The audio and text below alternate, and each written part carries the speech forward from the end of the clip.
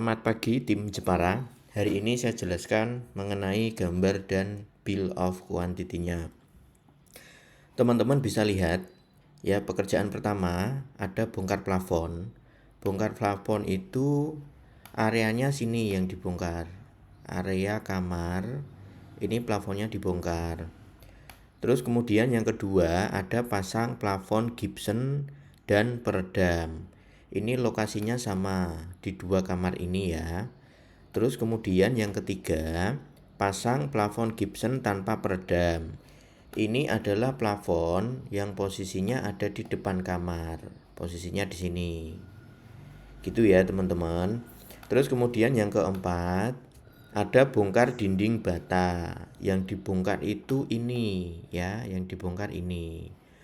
Ukurannya itu selebar 90 cm.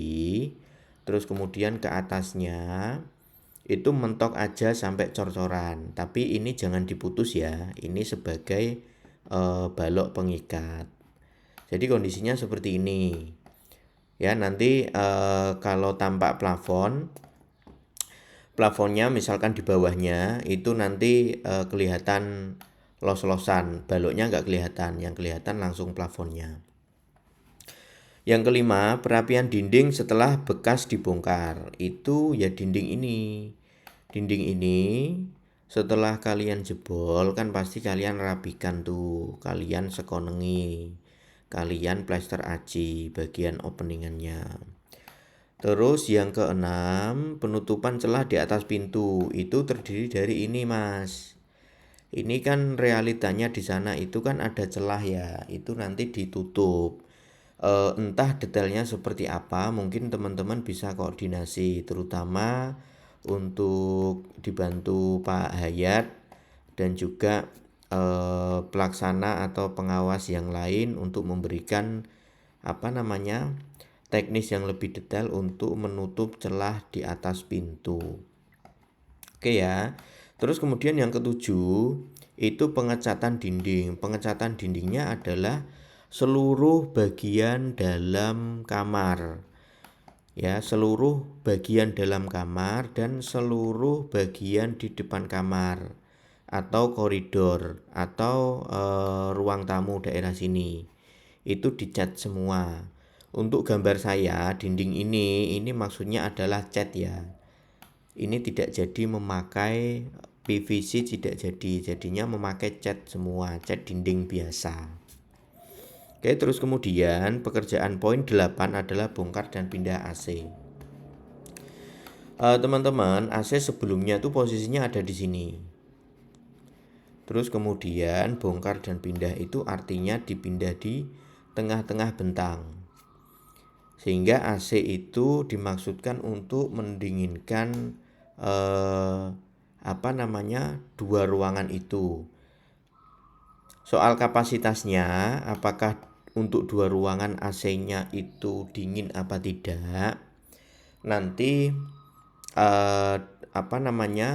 diskusikan dengan owner atau pemilik. Kita tugasnya hanya memindah AC untuk kapasitasnya. Istilahnya tidak memasuk pada pekerjaan kami. Kapasitas itu PK-nya maksudnya. Ya tadinya AC itu mungkin setengah PK digunakan untuk kamar 1, sekarang 2 kamar. Itu kan mungkin bisa jadi dingin atau bisa jadi sudah nggak dingin. Gitu ya. Jadi konteksnya memindah AC. Yang ke-9, pasang pintu HPL itu posisinya tidak ada di gambar ini. Kalau berdasarkan infonya kemarin yang survei itu posisinya ada di arah untuk akses ke belakang. Ya. Terus kemudian yang terakhir adalah pekerjaan perbaikan talang. Pekerjaan perbaikan talang ini sebelumnya belum kita survei secara resmi, artinya kita belum naik. Posisi talangnya itu kalau kita cocokkan dengan kondisi ini ya, itu posisinya ada di sebelah kanan sini kalau nggak salah. Berdasarkan laporannya tim kemarin yang survei bersama Bapak yang memborong, itu areanya daerah sini teman-teman. Nah untuk perbaikan talang Ini karena tidak masuk pekerjaan borong, poin 10 itu nanti konteksnya adalah pekerjaannya dihariankan. Materialnya disiapkan oleh teman-teman kantor, terus kemudian untuk manajemen kerjanya juga dicatat.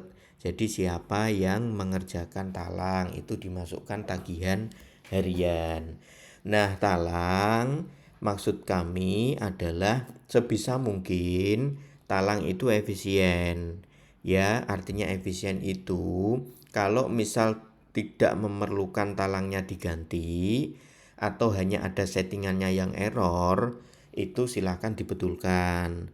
Tapi kalau talangnya itu harus diganti, ya nanti dikonfirmasikan karena anggaran untuk pekerjaan talang itu kita juga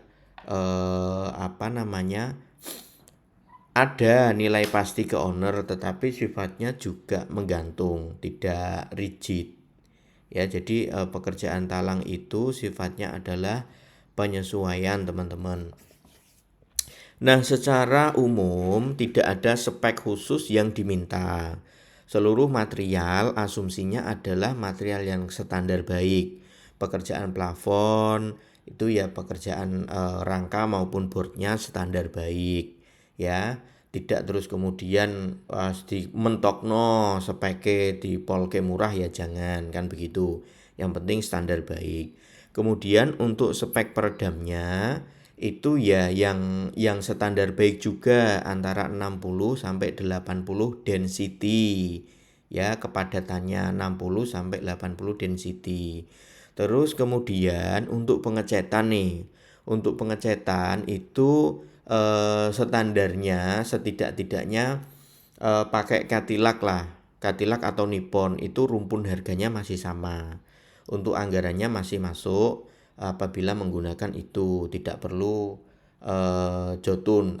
Jotun Jotaplas sebenarnya ya masih masuk juga, tetapi gak usah lah kan gitu. Kita main di ranah Cadillac atau Nippon itu red red harga pelnya itu kan nggak jauh-jauh dari angka 600-700 ribuan kan begitu ya, sehingga kita mainnya di situ. Jangan diperbolehkan untuk bapak pemborongnya memakai cat yang terlalu di bawah, artinya di bawah 500 itu menurut saya nggak izinkan kan begitu, nanti pasti kualitas catnya jelek ya.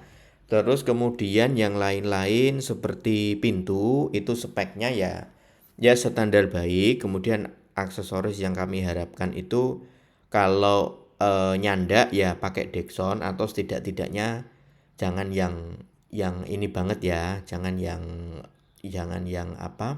yang low banget. Artinya pintu itu ya standar beroperasional bagus dan cukup awet.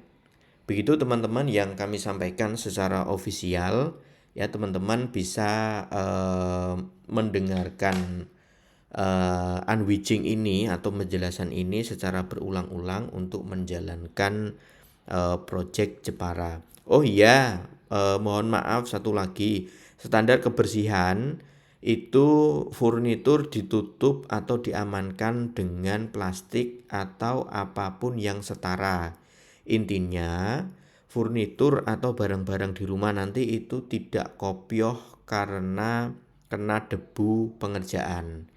Terus kemudian bagian lantai apabila kalian ngecat tolong diberi alas supaya nanti tidak menyusahkan apabila kalian melaksanakan pembersihan.